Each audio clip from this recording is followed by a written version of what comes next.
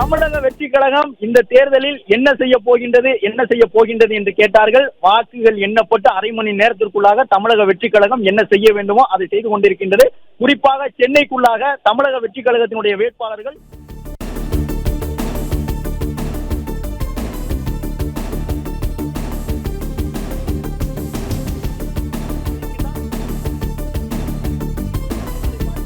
முதலமைச்சர், துணை முதலமைச்சர், அமைச்சர்கள் எங்கேயெல்லாம் பின்தங்கி இருக்கின்றார்களோ அங்கேயெல்லாம் அதிமுக தாவேகா அவர்களை பின்தங்க செய்துள்ளது.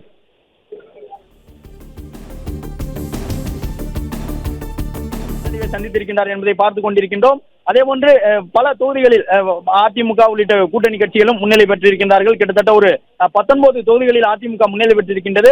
திமுகவினுடைய முன்னிலை என்பது அப்படியே ஒரு நிலையாக நின்று கொண்டிருக்கின்றது. 30 உயர்ந்த திமுகவினுடைய முன்னிலை, கூட்டணியினுடைய முன்னிலை அப்படியே நிலையாக நின்று கொண்டிருக்கின்றது. ஆனால் அதிமுக மெல்ல மெல்ல தன்னுடைய முன்னிலையை அதிகரிக்க தொடங்கி இருக்கின்றது. திமுகவினுடைய முன்னிலை விவரங்களை நெருங்கி இருக்கின்றது என்பதையும் பார்த்துக் கொண்டிருக்கின்றோம். சைதாப்பேட்டை தொகுதியிலே அமைச்சர் மா சுப்பிரமணியன் பின்தங்கி இருக்கிறார்.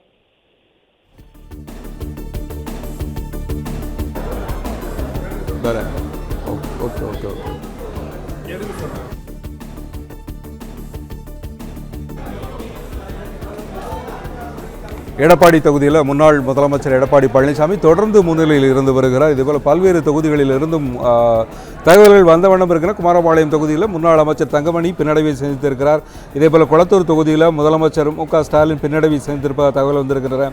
சேப்பாக்கம் தொகுதியில் துணை முதலமைச்சர் பின்னடைவை சந்தித்திருக்கிறார். தொண்டாமுத்தூர் தொகுதியில் முன்னாள் அமைச்சர். பிளே ஸ்டோர் மற்றும் ஆப் ஸ்டோரில் இருந்து பாலிமர் செயலியை QR கோடு மூலம் பதிவிறக்கம் செய்யுங்கள். செய்திகளை உடனுக்குடன் பெறுங்கள்.